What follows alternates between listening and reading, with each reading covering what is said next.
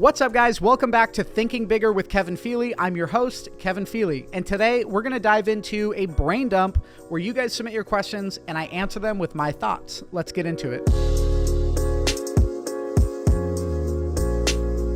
So the first question is from Lily, and I love questions like this. Lily says, what are some important qualities to look for when hiring employees for a small business? All right, Lily, this might not be the answer you're looking for, but I don't look at resumes. I don't look at where you went to college. Hell, I've even hired people straight out of prison because I thought they deserved a shot. When I'm looking to hire somebody, I want to make sure that they, one, want to be there, two, need something from the business, meaning they're not just going to jump ship when they get a slightly better offer. So I'm looking for people that preferably don't have much work experience, but have a big motivation and desire to get better in a certain field. So for instance, Carlos, my media guy who does fantastic work on all of my video content, he had limited experience, but high interest in content creation, in editing and things like that.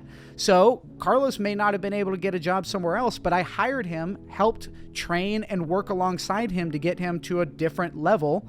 And now Carlos is worth a lot more as an employee as when he first started. So I'm looking for people that want to be there, that need the job, and that are ready to move to the next level. Those are typically going to be your best employees. And the best part about it is you give somebody a platform to learn on, being your company. They get to learn inside of your company and eventually go off and do something bigger and better, right? So when I'm looking for somebody, I don't want lifetime employees. I want people that are going to grow inside the company.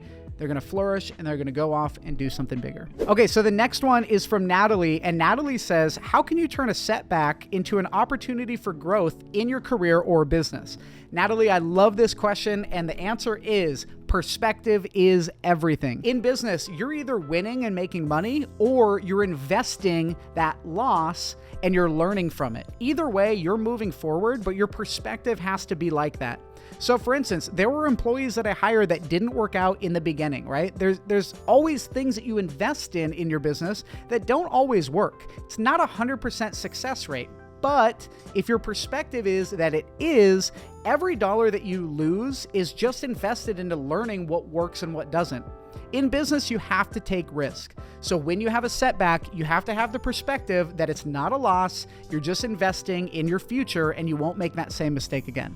Hope this helped. All right, so Sammy says, how can I overcome procrastination and start taking action towards achieving my goals? Just do it. Like, stop procrastinating. I know that sounds crazy, but you're not always going to be motivated, right? Motivation is a bunch of shit because it comes and goes. But what doesn't come and go is discipline. When you're disciplined and you say, I'm going to show up here and I'm going to do this, this, and this, no matter what, you don't need motivation. And listen, you're not going to be happy every day. People look at sadness and depression and all these different emotions like they're unnatural. You shouldn't feel happy and motivated all the time. Nobody is. It is impossible. So just understand, on the days that you're not motivated, on the days that you don't want to show up, those are the days that it's most important to be consistent and show up. If you want anything that's worth having, it's going to take work, it's not going to be easy, and the motivation is going to die. So you better show up, you better stay consistent, and be disciplined. Just embraced my inner Jocko right there. So Alex says, how can I use social media to grow my brand and business? Alex, this is a really, really good question. And I want to tell you that I'm still figuring it out. You know, a little more than a year ago, I hired a team and decided to go 100% in on content creation and posting for my personal brand and my businesses. Now, I'll tell you that consistency is key and getting better is key always. But one thing that you notice about my content is I give value. I'm not selling or promoting anything consistently other than the podcast, which is free. There's nothing that you can buy from me unless you're trying to be a customer of one of my software marketing companies, which is a small group of people. So the biggest point is I'm not selling to my audience. I'm following Gary Vee's model of jab, jab, jab, right hook, right? Great book if you haven't read it.